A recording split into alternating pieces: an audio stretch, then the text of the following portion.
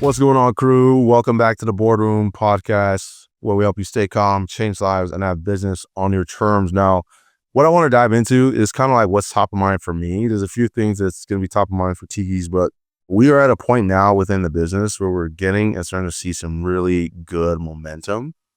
And I like to do things a little different than what I think most people do when there's momentum, when they've got the wind at their backs and it feels like you're on this meteoric rise, right?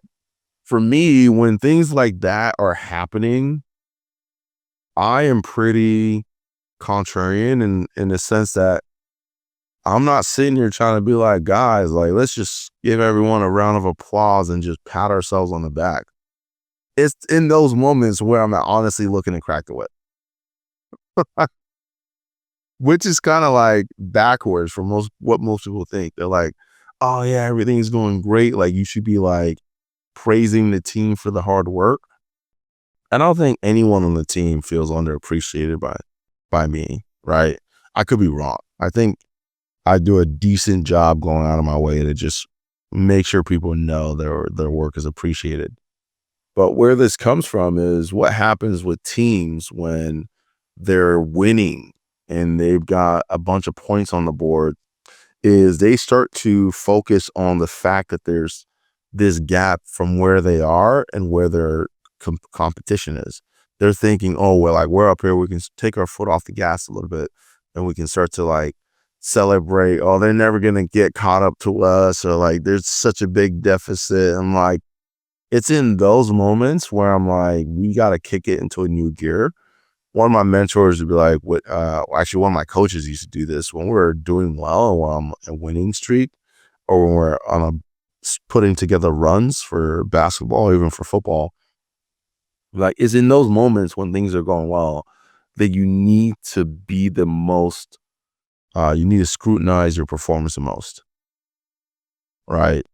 When you're tempted to be like, oh, wow, I feel like we finally made it where things are going well and shit's not hitting the fan and nothing's on fire right now. Like, that's when people typically take their eyes off the ball. But that's when you need to like really tune in, lock in, and force your team and raise the standard and look for ways to make things better and better. Right. Whereas like the inverse of that is when things aren't going well, right? Not too long ago, we had probably like one of our worst months. It was awful. literally just a couple months ago, we were on this podcast, we were saying, holy shit. We got our ass kicked. We got our ass kicked. Yep. And how did I criticize anyone during that time? No. Not a single person. Right. And there was a lot of criticism to go around. There was a lot of criticism to go around. But I never criticized anyone during that time, because if we have the right people on the team, right, we have the right people on the bus, they're feeling that pressure. They're already feeling things aren't going well, right? And they're likely, if they are contributing to things not going well and they've made some mistakes, they're probably feeling bad for themselves, right? The only time I will go for somebody's throat, and I'll always do it privately, is if they don't seem to be aware. Like, shit's hitting the fan. We are getting our ass kicked. Borderline almost dead. And you're like blue skies and rainbows, like no sense of urgency, as if nothing's wrong. You are someone who is grossly out of touch, and now it's time for me to bring you down to earth, right? If I see that, then I'm going to go for your throat and I'm going to start to like really like grind you to dust, right? But that's where that caring comes in. You got to have people on your team that care, because if they don't, right, they're not going to, hard times aren't going to phase them. Good times they're going to get arrogant in the good times. And then when it's hard, they're going to be looking to push blame, right? What are your thoughts on that? You've kind of seen how I work around those times. Like, what's your take, or what's your perspective? Yeah, my perspective is when we go through those hard times, usually other people do is they hit the panic mode, right? They start like, oh my God, what are we going to do? Like I see it in business owners all the time, right? Because we see business owners on a daily basis, like we see a lot of them. They start panicking. They start, what do we do? What do we change? We're like, what's going to happen? Instead of like slowing down and be calm, because that's one thing about you is you're calm. You might be furious or pissed off or like mother effer, whatever, but you don't really show it too much. But you do tell me like, hey, dog, I'm going to step back a little bit. I'm just like very pissed off, but you say that in a calm manner where others would like start panicking and like, mother, I'm a little bit more outspoken, meaning like I'll fucking start cussing and when I'm fucking pissed, like motherfucker, dude, like what the hell, dude? Like I'll express it more. And then you kind of like, I'm up here, you're down here. So it kind of just brings me to level out. I go, you know what? All right, I need to think for a little bit because I'm like irritated right now. Right. And I can get irritated pretty easily. I need to go for a walk. I like to call it like a righteous hang. Like I'm going to go for a righteous hang, which is just going to be me and my thoughts thinking about the situation because I'm too furious about it. And I've called you a few times and I'm like this close to really like telling this person off. Yeah. You know, but you are calm and that's a good thing, right? So we got the little yin yang thing going on over here. Right. So I'm a little too far up here, you're down here, and then we kind of like bring ourselves, down the middle. But yeah, I do see a lot of panic mode with a lot of business owners, and they panic when things aren't going right. However, when things are going right, they do take the foot off the gas. They do get complacent. They do get lazy, and they just feel comfortable. That's the worst thing you can do when things are going wrong. I mean, right. Dude, keep pushing harder, keep pushing faster. How do we get better? How do we put more processes? How do we make everything just better in general? For example, this week, massive growth in terms of how many enrollments we're getting. And we're feeling it, right? Like the CX team, we got new account managers, me and you are double, tag teaming that. What did we do? Did we get complacent? No. Hey, bro, we need to put these automations in. Hey, we need to put this new form in. Hey, we need to put this new document in. Hey, we got to put this new software that we just grabbed so it becomes better for the account managers to be more productive. We did all that in a span of like, 48 hours, right? Because we didn't be like, hey, dude, got a bunch of enrollments this week. We're like killing it. Yeah. 12 or 8 or 10 enrollments in a week or something like that. Yeah. And we're like, oh, this is awesome. I'm like, no, we gotta step things up because I'm thinking, man, we haven't even really, we've had our marketing plan done for 2-3 weeks now and haven't been able to actually really like do anything with it. So I'm like, if we're already here and it's just because I've increased the frequency of me posting and sharing all the wins and things like that, and we're barely even like really heating up. I'm like, man, like if we double our spend, like we're screwed, and it's gonna be rough. So for me, I'm like, we gotta get our process tightened up. We gotta clean up our pre-onboarding process, our post-onboarding process, our kickoff process, our account optimization processes and things like that. So for me, I'm like, all right, Q2, we got to really focus on getting these things in place to ensure that as we start ramping things up, we don't create unnecessary bottlenecks and we don't compromise the quality of outcomes that all of our clients are seeing. Yeah, but this has opened the eyes of how not good our processes were. We thought we're like, hey, it's not bad, right? It's pretty good. But then when you see you see us growth happening, but then you hire more account managers to replace our spots. Oh crap. We're not actually not as dialed in as we thought. You see what I mean? Yeah, we're like, it's not that good. You know what I mean? We got to get better. For me, I've never felt like we had it anywhere close to as good as I would like it to be. I didn't think it was good. I just think it was enough to get going. That's all it was. But when you start seeing all this and then you have 2 account managers, you're training, and then you have the growth happening in a week and a half, you're like, crap. Yeah, it's not that good. Right, there's a lot of room for improvements. Yep. Which is good. For me, I always my mindset when it comes to just growth or business in general, I embrace the challenges, you know.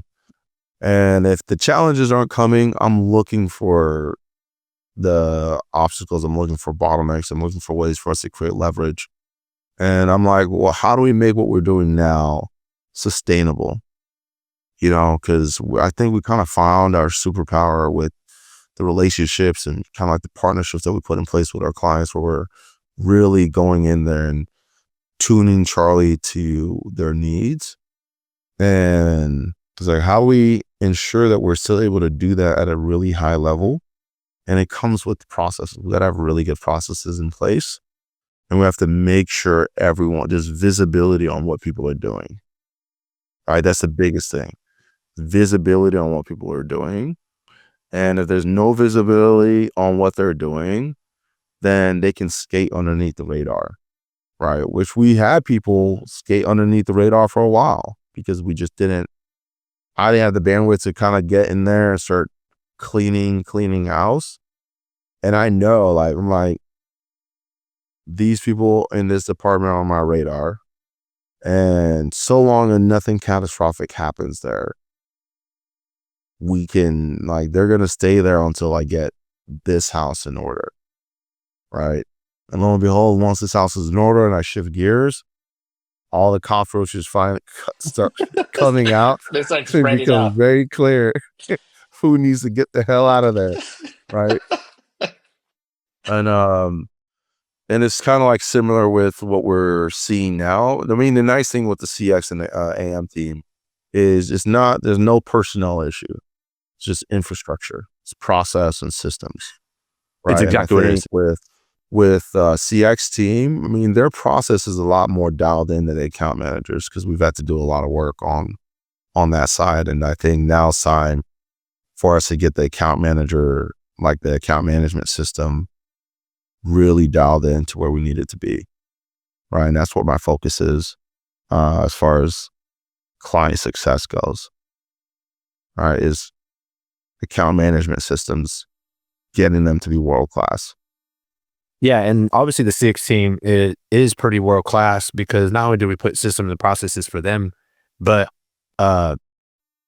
they work hand in hand with the dev team, the product manager, me and you, almost like on a daily basis, right? So they're getting trained up at a very high level. Not only that, they have their morning calls with me every morning.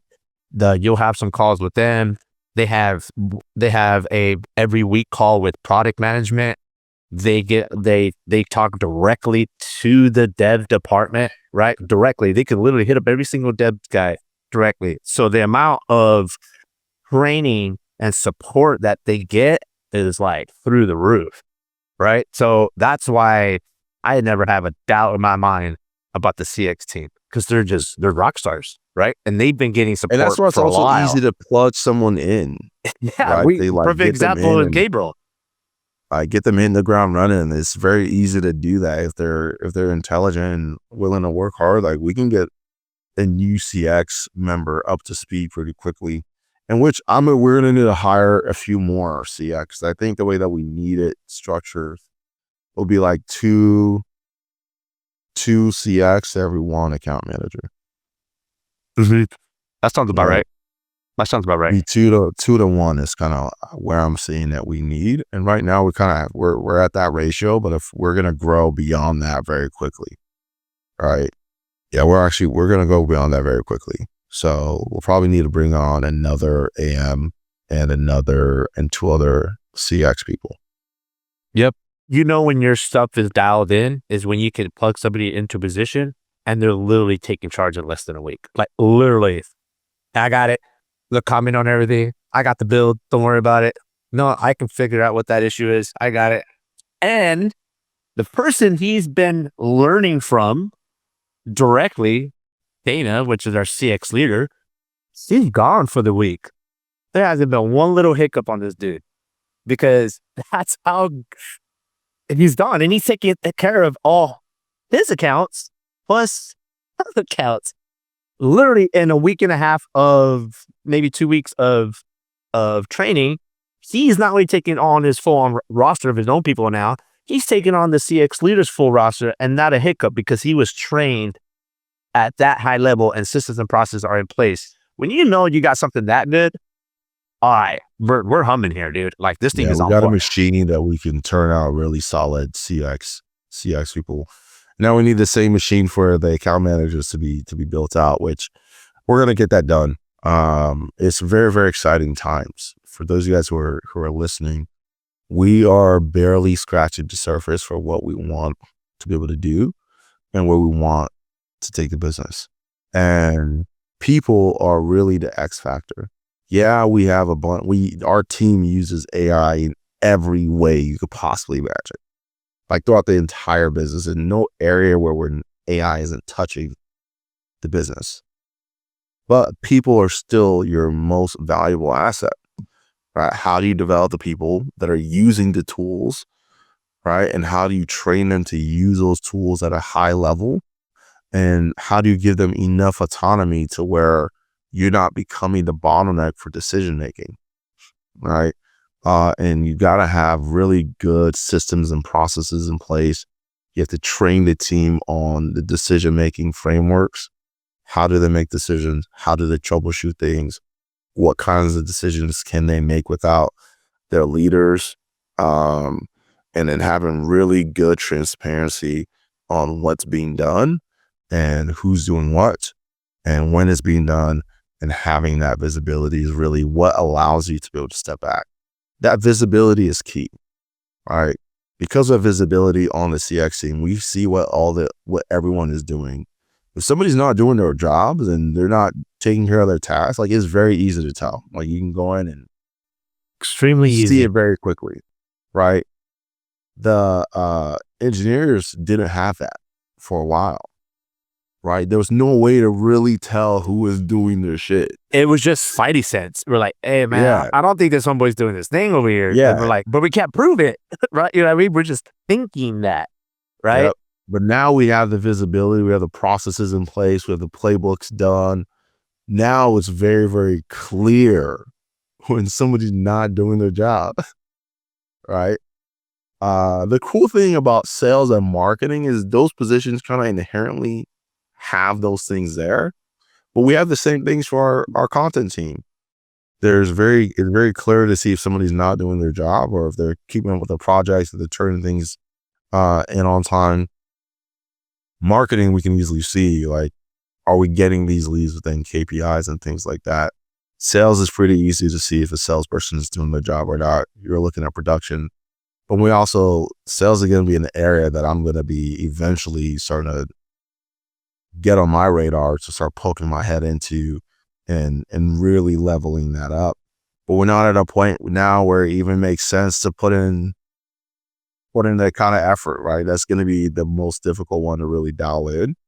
So all these other processes on the back end, we have to get tight.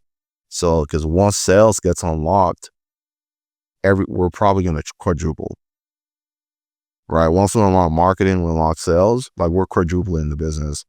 And at that point, if our back end isn't tight, everything's going to break. Like everything's going to break and it's going to potentially implode. Exactly. And that's why we're putting so much emphasis and effort into the back end, right? So we got one area is already dialed in. Now it's the account managers that need to get dialed in. And the reason why we never really had to do anything, because it was just me and you, Yeah. right? We never had to and even then, like, it's really because we're just workhorses, Yeah. and it's just years of being in the game. We're able to improvise and get away with being talented to some degree. But as you start removing yourself out, I do not want any position heavily dependent on how talented an individual is. Like, that's just a recipe for disaster, So I don't think we have any position really set up in that way anymore inside of the business. But we did, and for me, I didn't sleep very well knowing, like, I'm like, man, if we lose this guy, we're screwed. Now I'm like, there's no one on the team that I'm like, if we lose, we're screwed. Yeah. We're you pretty. know? Like everyone on the team's pretty dialed in, but it's the processes that we have in place that's given me the ability to be like, all right, cool. If we need this role, we can plug them in and get them up to speed.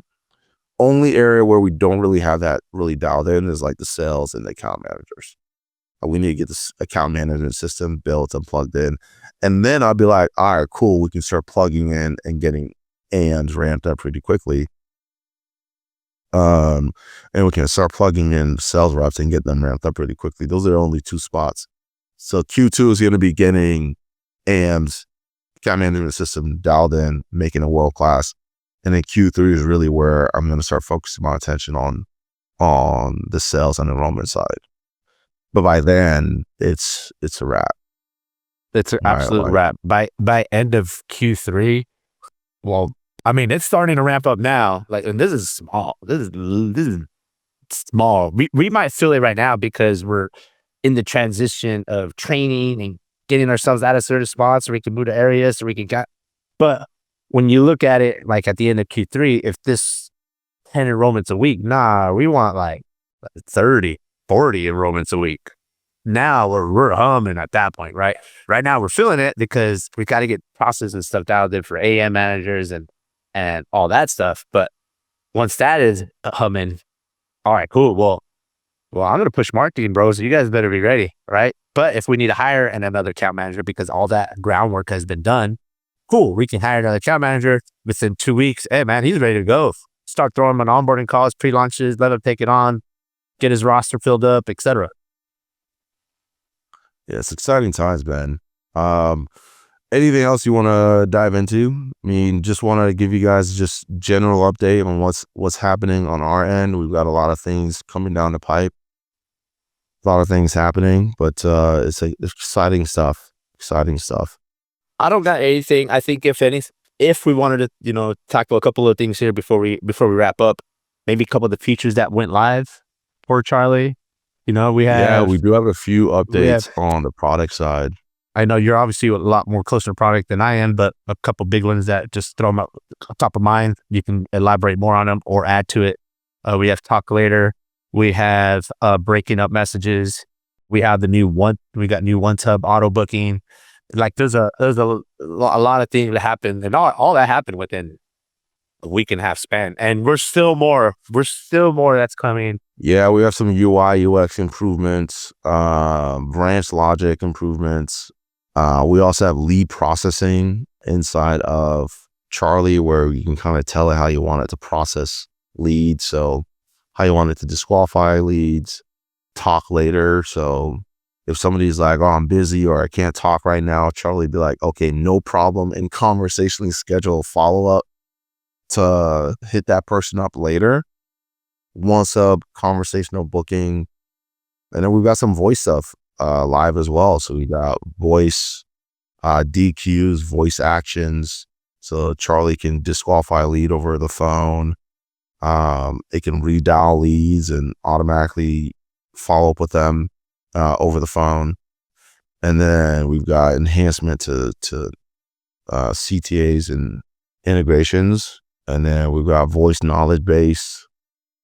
We got a lot of stuff that's gone live. We could probably spend an hour just talking about all the awesome updates.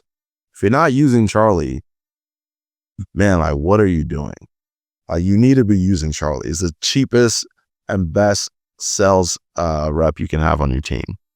Yep. Right? And then just so they know, everything that gets built on Charlie is based on real world sales process. Let me know if I'm saying it right. Sales process, like what you would want your sales rep to do at a very high level without no hiccups, right? We don't just build a feature just to build a feature, right? We build it with the end of mind. Is this going to help or increase whatever the metric is for the sales process, right?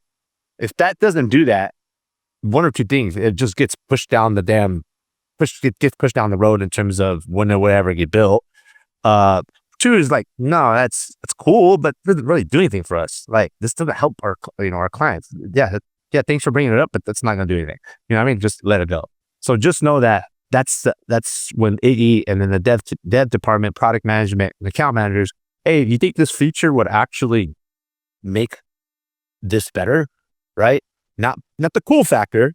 It could be cool, but does It needs to be functional. It needs to be You functional. gotta be absolutely functional and have some type of result that we're trying to deliver with that. Exactly. Right.